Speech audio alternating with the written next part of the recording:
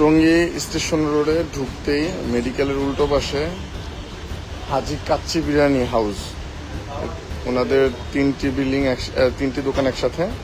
এই দোকানে রাতের বেলা খেতে এসে দেখেন মাংস, পচা মাংসের ভিতরে পোকা ধরে গেছে, মাংসের ভিতরে একদম পোকা ধরে গেছে।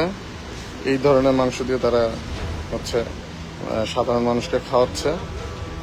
হ্যাঁ, এবং এটি যে গরুর মাংস কিনা সেটিও বোঝা যাচ্ছে না, আসলে হাড্ডি দেখে আপনারা দেখতে পাচ্ছেন। হাজি বিরিয়ানি হাউস, এদের পাশাপাশি দুটি দোকানে একই অবস্থা।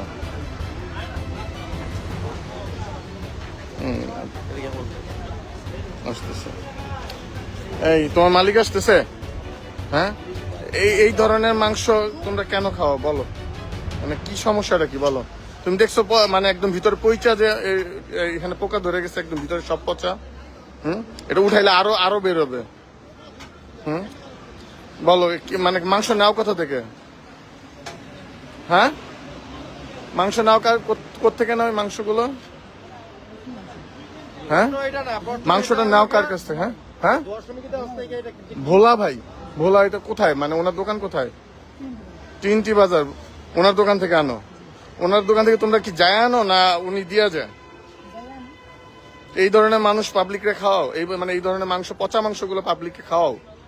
এটা যদি তোমার মানে তুমি খাইতা, তোমার ফ্যামিলি মেম্বার খাইতো, তখন কিরকম লাগতো? তোমার কাছে কেমন লাগতো এই মাংসটা তুমি খাও?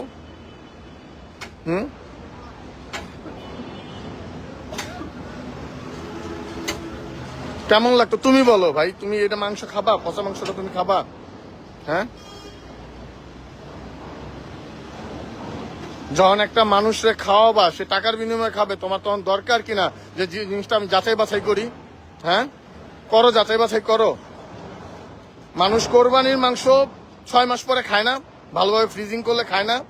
তাহলে এই মাংসটা কতদিন আগে, যেটার ভিতরে এরকম সব পোকা পোকা হয়ে গেছে, তাও সাদা পোকা গুলা ভাসতেছে, দেখা যায়? হ্যাঁ, একটু জোরে বলো, দেখা যায়? দেখেন ভাই, দেখেন তো মুরব্বী, ভিতরে যে পোকা পোকা হয়ে গেছে পুরো সাদা, দেখা যায়? বোঝা যায়? হ্যাঁ, দেখা যায় না? দেখো তো, এই যে সাদা, ভিতরে যা উঠাইবা সব পচা এরকম, দেখছো?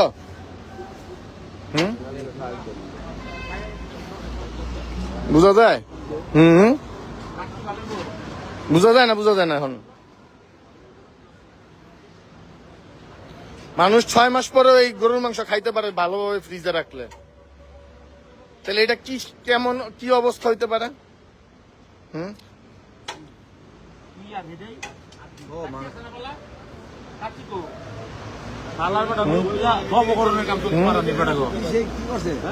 ভিতরে সাদা পোকা হয়ে গেছে এই মাংসটা, প্রথমে দেওয়ার সাথে সাথে বলছি।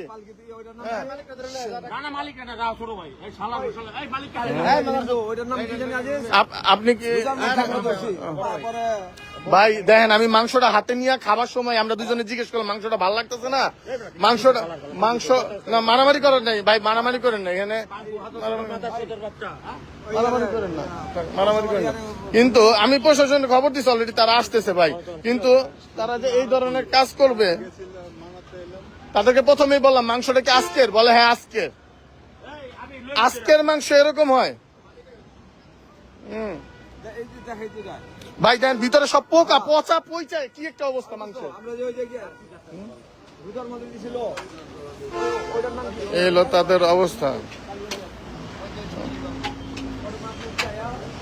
সাধারণ মানুষ, এর আগেও এখানে স্থানীয় জনতা যারা আসছেন তারা বলতেছেন, এর আগেও তারা এই ধরনের ওনাদের রিপোর্ট পাইছে যে এই দোকানে এই ধরনের মাংস এর আগেও কি এরকম পাইছেন? আরো পাওয়া গেছে, তারপরে তারা সতর্ক হয় নাই। এদেরকে দরকার একটা আরো।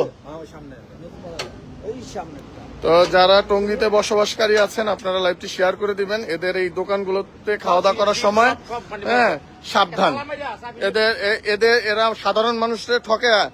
হ্যাঁ, পচা মাংসগুলো বিক্রি করে সাধারণ মানুষের এই ধরনের মাংসগুলা খাওয়ায়।